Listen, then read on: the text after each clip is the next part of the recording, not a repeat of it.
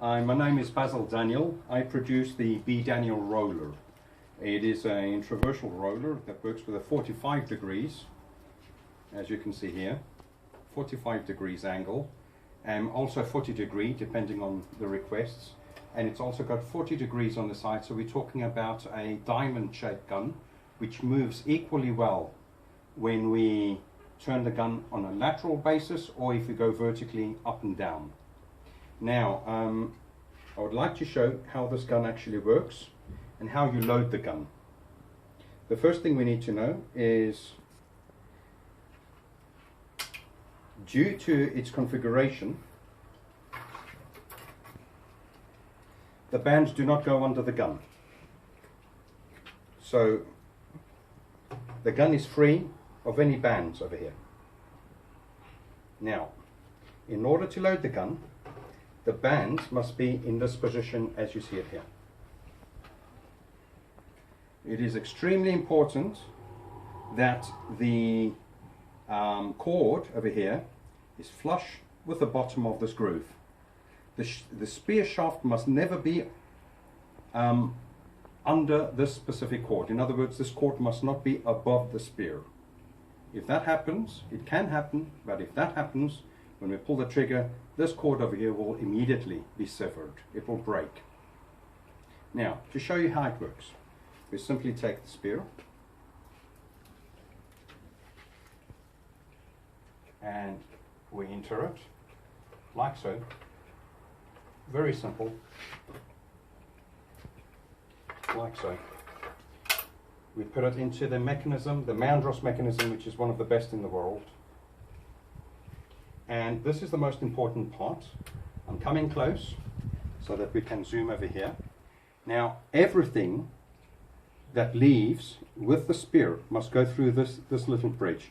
So we must never have the cord outside of here. Everything must be inside. Look here carefully. This has to go there. And the spear and the gut goes in here. In other words, just to show again, we have this over here. This goes there. Then we put it under this little piece of metal which holds the spear in place. So when the gun is upside down, the spear doesn't hang. Just to demonstrate what I mean, as you can see. And we go around this section here, and then we just load it like any conventional gun, which is straight under the little metal holder that I've created over here, round the groove in front, and again we go straight to the metal holder again. We place a cut, and this is a very important factor, that we put everything back under the little metal holder that I've placed here. Now the gun can be prepared to be loaded. Very important again, this is how it should be. The cord must be under the spear. Cord must be under the spear, this little cord here. Now, carefully here, we unload the spear gun from the bottom and we put it on the halpin groove or in the reduced recoil groove here. Again, and now we can go into the process of loading the spear gun, which is, we hold the handle like so and we pull up front here. We bring this to our chest and we go ahead and we load the spear gun. Something we shouldn't do on land. But for demonstration purposes, this is being loaded. Now we have a semi-loaded roller spear gun. This is semi-loaded at the moment, which means it's on about 70% of its real power. And that's due to, we always load it at the very last shark fin. We always load the roller gun at the very last shark fin. But this has reduced power because this here band must be taken out and it must go in this position here. Again, this here band, to go into full roller configuration, leaves this groove over here and goes around into this section here, which I will demonstrate immediately. This, again, I have to stress, must not be done under any circumstances on land I'm doing this only strictly for demonstration purposes. This is a very dangerous gun to be loaded on land. It's got a very long shooting distance underwater, so we can imagine what will happen if the spear releases outside of the water. So we grab this like so, and we pull. Now we are fully loaded. This is a full roller configuration. We have a 100% strength factor over here. The Speargun is capable of shooting 6 to 7 meters underwater with no recoil whatsoever. We straighten our camera.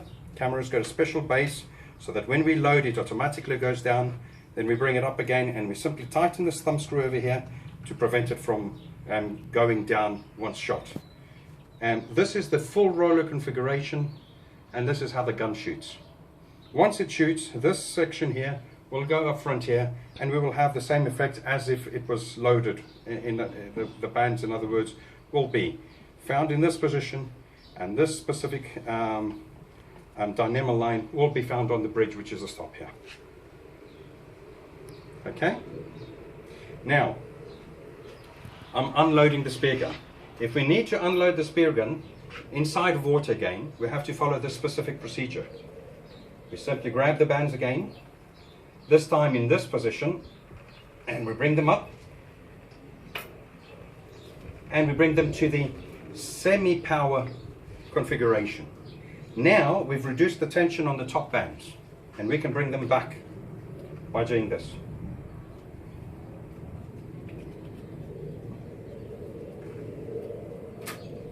Now the gun is unloaded and safe.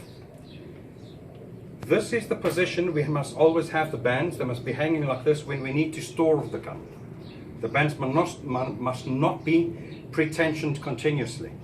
If you're going to go for a short trip of about an hour or so, and we don't want the bands to go and hang around and bother us, we can put it in this position here, where the bands are actually pre-tensioned, but we are not allowed to store the spear gun in this position. Now we're going to go into the next process of how to remove the camera, which is here. The camera is removed very easily. We simply unscrew the screw over here, and we take apart this section here. It's got a specific piece of rubber over here. It leaves a mark, but it's no problem. This is to prevent it from turning around. It plays no other role. Sorry about that. So this is the video camera. Now we can leave the base as it is, or we can unscrew the base if we need to fish without the base. The base will not create any problems when we're spearfishing, but some people like to remove it. There's two little screws over here. We take the base of the camera out, and it's as simple as that. We need to put the camera back in. We simply put the base in there, and with our screw over here, we have to find the right position where the camera is, and we screw it back on, like so. Nice and snug. Now it doesn't turn.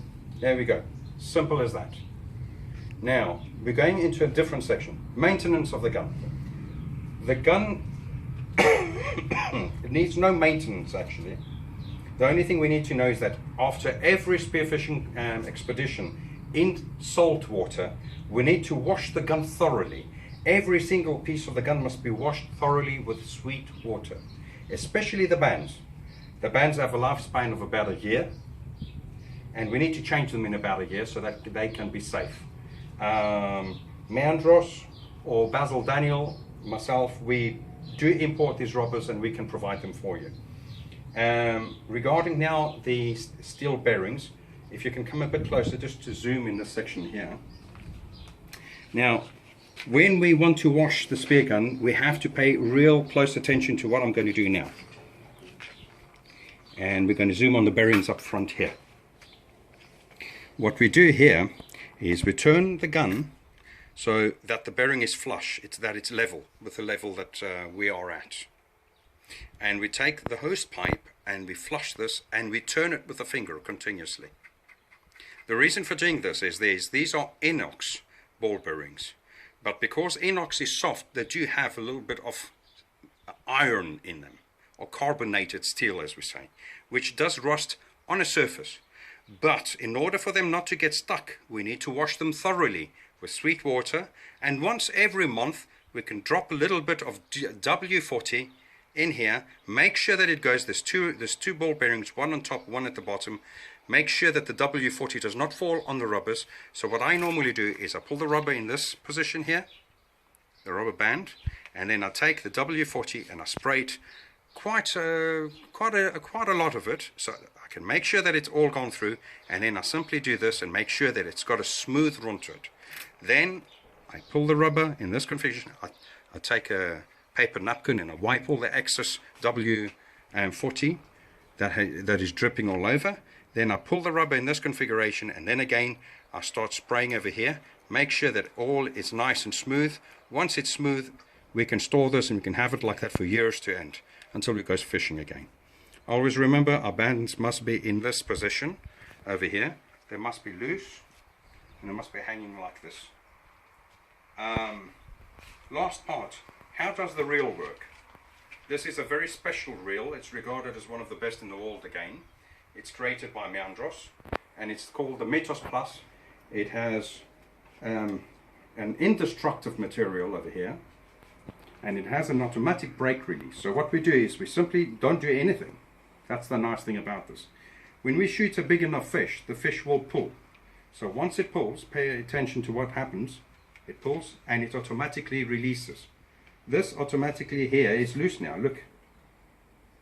And on this side here, which I'm going to show you now, there's a braking system. This braking system is the lever itself. The more you push the lever on the inside, the more brake you have. So it actually unwinds with difficulty. When we pull the trigger, this lever out, look how easy it is. So this is a very specific system over here, and a very good system that actually performs very well. Once we have it in that position, we can tighten the brake, and then we're ready for fishing again.